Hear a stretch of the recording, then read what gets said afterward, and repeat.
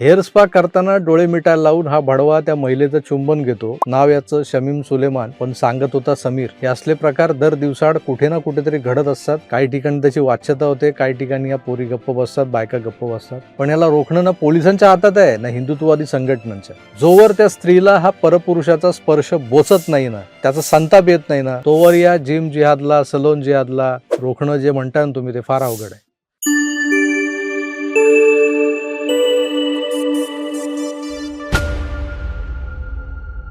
तुमच्या खाण्यामध्ये थुंकून ते अपवित्र करून तुम्हाला खायला दिलं जायचं.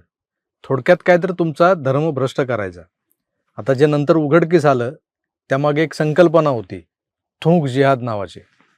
अशीच एक अजून संकल्पना, चाट जिहाद. बेकरीचा व्यवसाय हा आजवर संपूर्णतः या इस्लामी वर्चस्वाखाली होताच, आजही बऱ्यापैकी आहे. त्यांच्या बेकऱ्यांमध्ये बनणारे पाव, टोस्ट जे आपण खातो, आधी हे लसणीचे चाटणार आणि मग तुम्हाला ते उष्टावलेले पाव तुम्हाला खायला देणार. हिंदूंना हिंदुस्थानातच अल्पसंख्य करण्यासाठी चालवलेला दुसरा प्रकार म्हणजे लँड जिहाद. तर लव जिहाद पाठोपाठ आता सलून जिहादवरही हिंदुत्ववाद्यांना लक्ष ठेवावं लागणार आहे. अलीकडे काय झालंय, OTTवरचा तो उन्मादक कंटेंट, त्यामुळे आमच्या घरंदाज स्त्रियांवरही मानसिक परिणाम व्हायला लागले. त्यांना जिममध्ये जाऊन 6 पॅक ॲब्स बनवण्याचं नवं खूळ लागलंय. या जिममधले पुरुष इन्स्ट्रक्टर हे 95% लसूण शेतीवाले, टोपाकट जाळीदार. यांनाही मदरशांमधून फंडिंग करूनच जिम इन्स्ट्रक्टर बनवलं जातं. या जिम इन्स्ट्रक्टरचे प्रताप आपल्याला नवीन नाही आहेत. तर आता सलून जिहाद नावाचा एक नवा जिहाद फोफावत चाललाय. पुण्यातल्या अनेक सो कॉल्ड नवश्रीमंतांच्या वस्त्यांमध्ये, जिथल्या शेतजमिनी चालते पाटील, बोलते पाटील, कोलते पाटील अशा अनेक बिल्डर्सना विकून रेसिडेन्शियल कॉम्प्लेक्सेस उभे राहिलेत, अशा ठिकाणी काही पार्लर्स आली. ते आता ही युनिसेक्स पार्लर्स हा एक नवा प्रकार जास्त वेगानं फोफावला. मुंबईतल्या काही 5 स्टार हॉटेलात हा युनिसेक्स पार्लरचा प्रकार मी पाहिला होता फार पूर्वी, जो अद्याप रस्त्यावर उतरला नव्हता मुंबईच्या.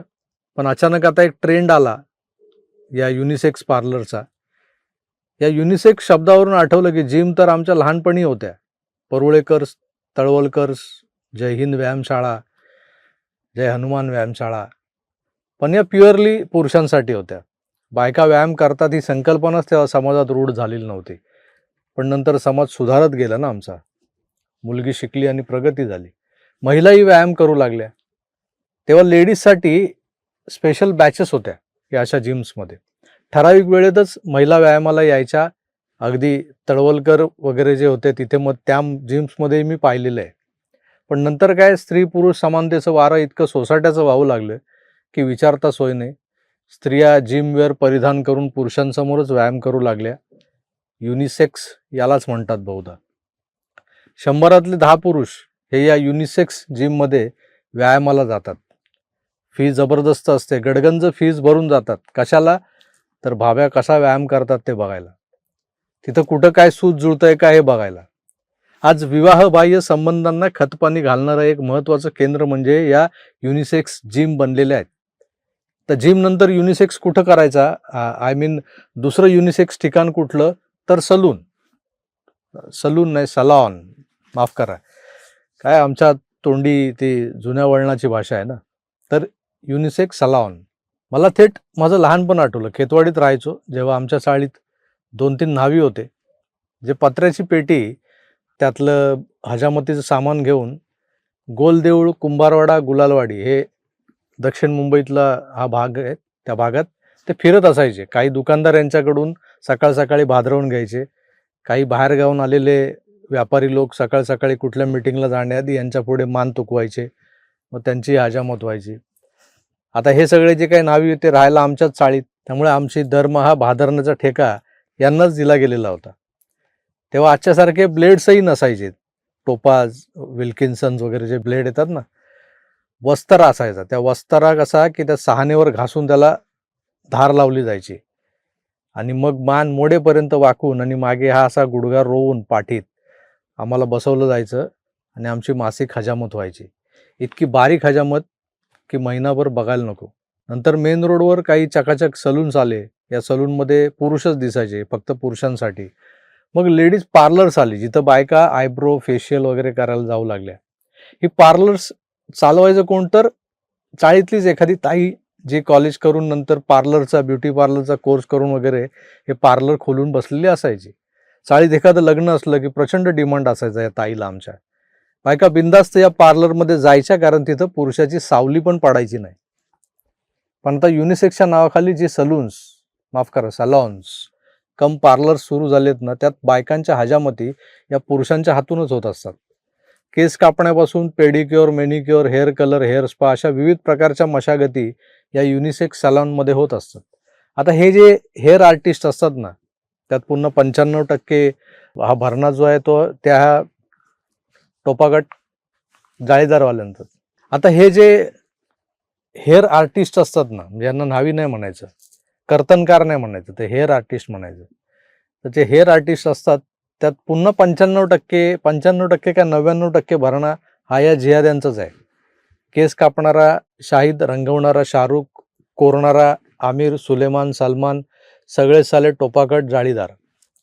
पूर्वी घरंदाज स्त्रियांना परपुरुषाचा चुकून जरी धक्का लागला तरी त्या खवळून उठायच्या.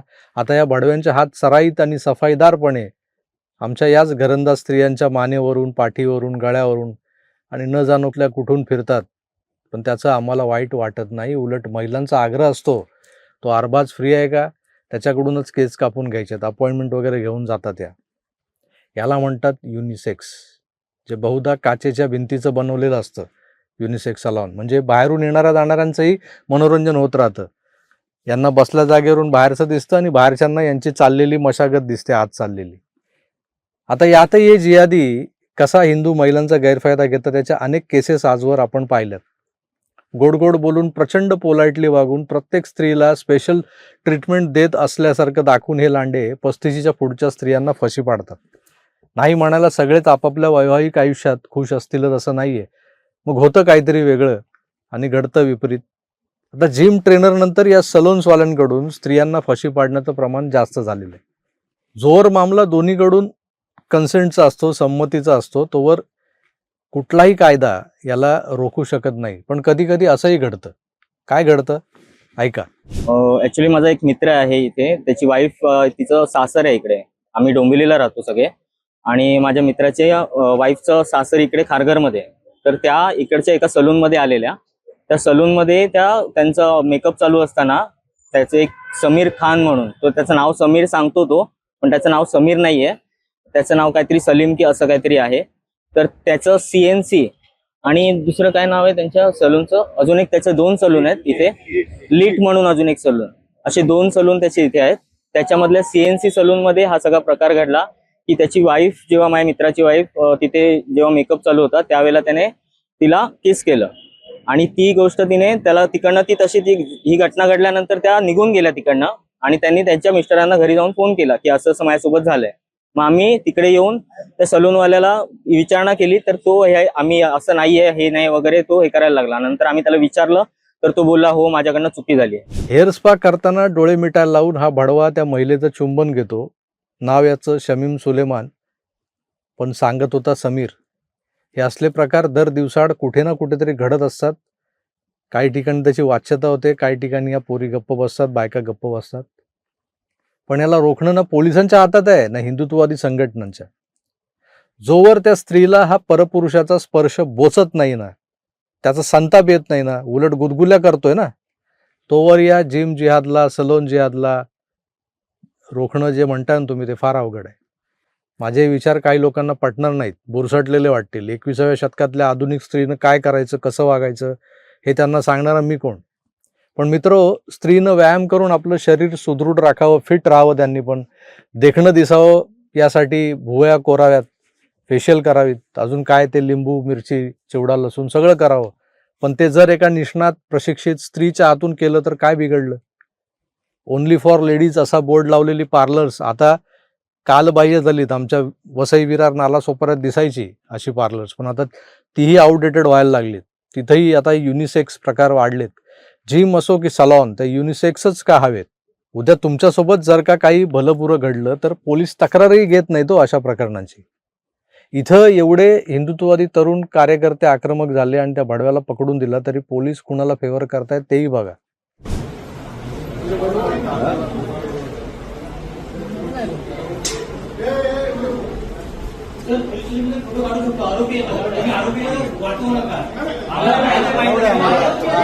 विधिज्ञ परिषदेचा मी सदस्य आहे. तुम्ही म्हणून सांगतो, जिम जिहाद पाठोपाठ फोफावलेला हा युनिसेक्स सलॉनवाला पार्लर जिहाद जर रोखायचा असेल ना, तर आमच्या माय भगिनींनाच आक्रमक व्हावं लागेल आणि त्याच्या आधी आधुनिकतेच्या नावाखाली वाहवत जाणं थांबवावं लागेल तुम्हाला.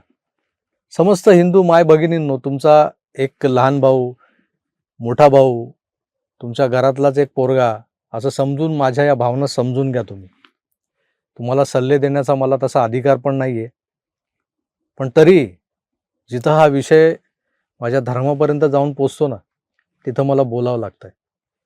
या लांड्यांच्या षडयंत्रांना बळी पडू नका एवढंच सांगतो आणि थांबतो. पटलं तर घ्या, नाहीतर सोडून द्या. पुन्हा भेटूच. तर खरोखरच आपली काळजी घ्या आणि पाहत राहा आपलं आवडतं यूट्यूब चॅनल आकार डीजी 9. धन्यवाद. नमस्कार.